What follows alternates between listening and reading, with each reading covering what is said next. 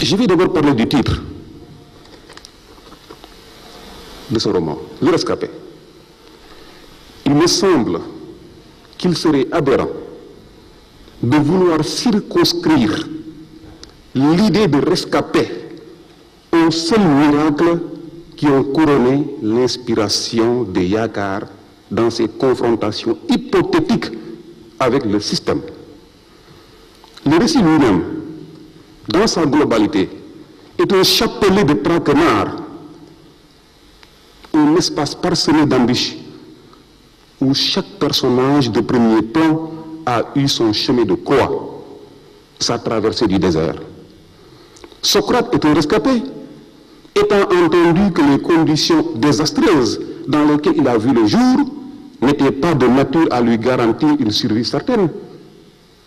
Aurore est une rescapée. Bébé, elle a été une proie facile, offerte à la perversité d'un serpent. Son existence aurait été sûrement court-circuitée, n'eût été la présence salvatrice de Socrate. Mais quel est un rescapé? Le système auquel il appartient malgré lui et qu'il a osé combattre par principe avait presque réussi à le sacrifier à l'autel de sa cruauté aveugle. C'est la perspicacité révolutionnaire de Yakar qui l'a sauvé du guêpier fatal. Mais les implications sémantiques de ce titre sont bien plus complexes qu'il n'y paraît. Et il suffit d'interroger au plus près les différentes situations de rescapés pour s'en convaincre. À vrai dire, la vérité sur les différentes situations de rescapés induit aussi son contraire. C'est comme qui dirait que sur cet aspect précis de l'œuvre, tout est vrai et tout est faux à la fois. Socrate n'est pas un rescapé. Car s'il est vrai que son existence est essentiellement vouée à la purification des mœurs, au redressement des âmes tordues, alors il est certes écouté, mais il n'a pas été totalement entendu. En effet, le retentissement post-mortem de ces enseignements se heurte à des résistances idéologiques impossibles à déjouer. Michael n'est pas un rescapé, car après le printemps d'un salut acquis in extremis, je dois dire presque à l'arraché, il a été foudroyé par la tempête de cette violence qui s'est systématiquement et rigoureusement tissée autour de sa personne. Aurore et Yakar non plus ne sont pas Sidi Mbaye des rescapés accomplis. Yakar est rescapé de la fureur du système, lui, mais il n'échappe pas à lui-même. Puisqu'une fois propulsé dans ses habits de chef suprême, il devient prisonnier d'un dilemme et de mille interrogations. Je parle rapidement des personnages. Socrate. Yakar est la projection idéale du héros, de ce qu'il est convenu d'appeler le roman de formation. Son profil obéit à une logique discursive par laquelle l'auteur semble vouloir nous montrer comment le hasard peut mettre à profit une somme d'épreuves pour conduire quelqu'un de la base au sommet. Enfant, né dans la promiscuité des ghettos, il a très tôt laissé monter en lui la sève de la révolte. Il a assisté impuissant au massacre de ses parents, mais une mystérieuse persévérance lui donne des ailes et il a alors assez de force mentale pour se projeter vers le ciel de sa propre survie. Yakar est dépositaire d'une personnalité matinale qui doit beaucoup à un génie prématuré. Il est né pour être solide comme un roc, alcier comme un chêne. Ce garçon est terriblement impressionnant dans son univers mental. Dans la sphère de sa conscience intime, il est difficile de le prendre à défaut. Il a toujours fière allure et n'est pas de la race de ces âmes mal préparées pour garder intactes leurs convictions. Ce trait de caractère le rapproche d'ailleurs merveilleusement de son beau-père Michael.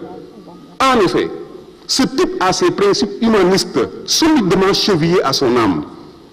Et l'on comprend dès lors pourquoi, dans le grand malentendu racial qui plonge le peuple de la Nambie dans une confrontation inégale, il a souverainement choisi de plaider pour la restauration des libertés individuelles et collectives. au profit des opprimés. Je parle maintenant d'Aurore. Elle a un patronyme lourd à porter. Mais dans chacun des faits et gestes qui portent son empreinte, elle a su donner sens au symbolisme qui s'attache à son nom. En fait, on est absolument fondé à croire qu'elle est venue au monde pour répandre la lumière de l'espoir. Ne serait-ce que parce qu'elle est fille unique, Aurore est cette flamme ardente dont se réchauffent ses géniteurs. De même, elle aussi est lumière pour Yakar, je veux dire Aurore, celui dont elle a été amenée par la force des choses à la vie et à l'accomplissement de qui elle a largement contribué par la constance de son soutien et l'amplitude de son amour. Elle est aussi et surtout lumière par le fait qu'elle est, après tout, la mère de Moïse, symbole de la délivrance d'un peuple longtemps cloîtré dans la servitude et la soumission. Sidi, je vais parler maintenant des interférences et des emprunts bibliques dans ton roman. Le Rescapé est une niche d'intertextes et d'emprunts aux textes sacrés, principalement la Bible. En fait, l'auteur s'approprie certaines scènes et situations du texte sacré pour leur imprimer cette souplesse domestique que réclame la sensibilité du lecteur. À ce titre, à titre d'exemple, intéressons-nous au seul cas du Christ. Son parcours initiatique, traversé de foudre et semé d'épines, sa bonté flamboyante, sa charité lumineuse, sa générosité désintéressée, mais surtout son tempérament de prophète secourable. Je parle du Christ. Bref, tout ce beau capital de vertu est exploré à fond par le romancier et réinjecté avec une étonnante subtilité dans certaines actions du personnel du roman. Yakar est un Christ en miniature, si l'on s'en tient à l'ampleur de son tempérament philanthropique et au dévouement dont il fait preuve pour leur imprimer un cachet symbolique. Il y a un Christ aussi dans cette démarche altruiste dont se réclame Michael. En effet, comme Jésus, l'avocat a défié les profondeurs de l'humain et accepté de s'offrir en sacrifice pour ramener à la raison les brebis égarées et du coup sauver la tribu des exclus. Mais c'est par la présence de l'enfant Moïse dans l'intrigue que l'allusion à la Bible produit sans doute son plus bel effet symbolique. En effet, le Moïse de la Bible, il ne faut pas qu'on le perde de vue, est un prophète consensuel, dépositaire de la lourde responsabilité de libérer le peuple hébreu de la servitude pharaonique. De la même manière, il ne serait pas aberrant de penser que votre Moïse, à vous, M. Mbaye, est aussi l'élément fédérateur des principales races antagonistes de sa patrie. Alors, parlons maintenant de la nature et des oiseaux. J'allais dire que ce roman aussi, c'est le roman de la nature et des oiseaux. Il y a beaucoup d'oiseaux qui volent, qui chantent. Ce roman fait intervenir de façon presque obsédante la nature et la volaille. Ce sont des forces agissantes et dans le cours du récit qui n'ont pas certainement qu'une fonction décorative. Je veux dire que c'est cette volaille, cette nature exubérante, elles n'ont pas qu'une fonction décorative seulement. C'est clair. Et j'estime en toute objectivité que tout lecteur qui s'entêterait à ignorer ces deux sujets, nature et volaille, ou à les réduire à la portion congrue, ferait inévitablement de ce roman une lecture ratée. Le romancier trouve toujours le moyen de faire vibrer la nature en forme de réplique spontanée à l'éclatement des drames de l'homme ou sous forme d'écho à ses jouissances. Parlons maintenant des thèmes, mais j'en choisis un, il y en a beaucoup. Il y a la révolution, il y en a un certain, M. Mbaye, le racisme, la discrimination. Je ne parlerai pas de tout ça. Je vais parler d'un thème qui intéresse tout le monde. L'amour dans le roman.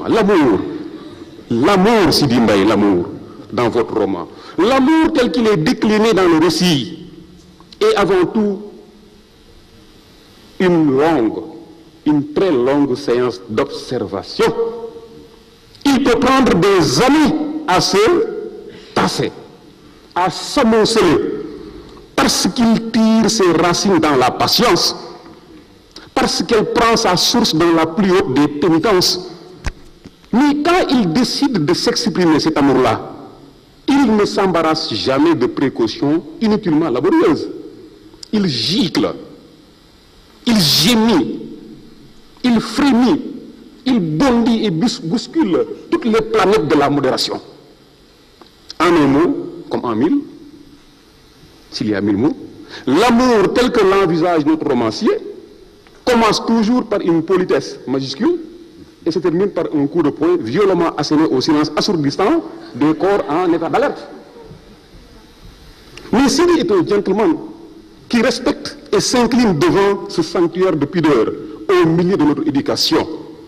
En effet, à chaque fois que la fureur aveuglante du désir démolit les derniers bastions de la raison et élève l'armée des instincts jusqu'à des hauteurs paroxystiques, jamais le romancier ne franchit le Rubicon.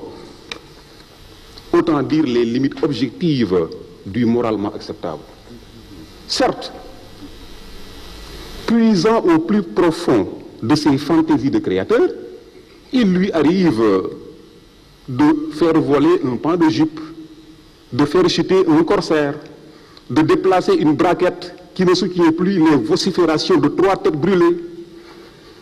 Mais le cas échéant, il prend toujours la précaution de revoiler ce qui se dévoile, avec une de ces formules euphémistiques dont il a le secret.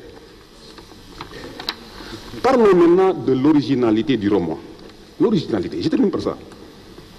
Quid de l'originalité du roman? Il faut bien quand même qu'on en parle de l'originalité du roman, M. Mbaye. Les aspects qui y renvoient, à vrai dire, sont légion. Ils sont d'ordre esthétique, textuel, énonciatif, toponymique, onomastique, et j'en passe. Vous choisissez comme cadre de déroulement de votre récit, l'Afrique du Sud, que vous cachez derrière le voile transparent de la non-bi. Nous savons que la simple évocation du nom de cette nation soulève aujourd'hui encore en nous quantité de sentiments amers et déchirants qu'on aimerait bien voir disparaître à jamais au fond des cavernes de l'oubli. La prise en charge d'un tel prétexte géopolitique pour les besoins d'un roman nécessite des effets de style plutôt délicats. Mais vous avez fait parler votre talent en les soumettant à un traitement particulièrement satisfaisant. En effet, votre complicité étonnante avec Dame Imagination et votre maîtrise des arcanes de la narration n'ont même pas eu besoin de mutualiser leurs énergies évocatrices pour dépayser et dérouter vos lecteurs. Vous possédez, Sidi Mbaye, un art de la description délicat et envoûtant qui profile le spectacle de la réalité physique plus vrai que nature. Mais les qualités de votre plume sont vastes, sont trop vastes pour se contenter de la plate reproduction du réel. Vous n'ignorez pas en effet que la pointe extrême de la réussite dans la fabrication d'une fiction narrative et dans la création d'un univers. Et vous vous en acquittez avec maestria en faisant galoper les coursiers du plus bel imaginaire sous l'arc-en-ciel de la nation que vous vous offrez comme modèle. Vous êtes romancier, Sidi, vous êtes romancier comme le bon soldat en mission commandée pour faire sauter la banque des insoutenables travers. Mais vous êtes trop élégant dans le propos, comme dans la méthode, pour remuer le couteau dans la plaie avec l'indélicatesse d'un médecin qui n'a pas fait son serment d'Hippocrate. Vous aimeriez tant voir l'univers sous des couleurs qui chantent, mais le spectacle qui s'offre à vous n'est que promesse d'automne. Et c'est pourquoi vous êtes un volcan en feu, Sidi Mbaye. Ce sont des tragédies insupportables que vous inventoriez dans ce récit. Mais leur relation n'atteint jamais la virulence d'une indignation abjecte. Car vous avez bien assimilé la leçon du maître Jean-Paul Sartre, que vous aimez bien. Selon qui parler c'est tirer. Parler c'est tirer. les balles qui sortent de votre fusil, les détonations qu'elles font entendre, tout ceci est le résultat d'un art consommé. Comment douter dès lors que vous êtes parti pour devenir un grand écrivain? Vous êtes parti pour devenir un grand écrivain, Sidi Mbaye. Vous êtes parti pour devenir un grand écrivain. Vous avez la force imaginative d'un Balzac, la subtilité descriptive d'un Stendhal, la lucidité prométhéenne d'un Hugo, la fougue messianique d'un Rimbaud. Mais enfin, tout bien considéré, Sidi Mbaye, vous n'êtes ni les uns ni les autres, vous n'êtes à vrai dire que vous-même. Vous n'êtes pas romancier pour être connu et respecté dans 100 ans, ni pour être oublié de sitôt. Vous venez de prendre place, une place qui n'est qu'à vous et qui vous attendait depuis fort longtemps. Sidi Bouya Mbaye, Sidi Bouya Mbaye, Sidi Bouya Mbaye, je t'appelle 3 fois.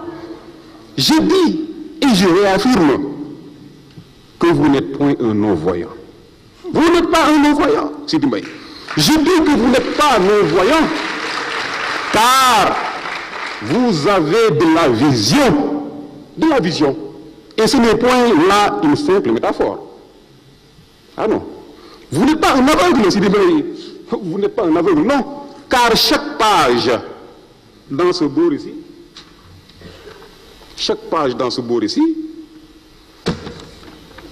est un gros regard ouvert sur la conscience des mortels et défiant l'acuité du soleil. Pendant trop longtemps, Sidi Mbaye, vous avez fait semblant de ne rien voir. Et des incultes comme moi ont fait semblant de regarder pour vous à votre place. Mais la comédie est finie, parce que ce livre a fait tomber les masques.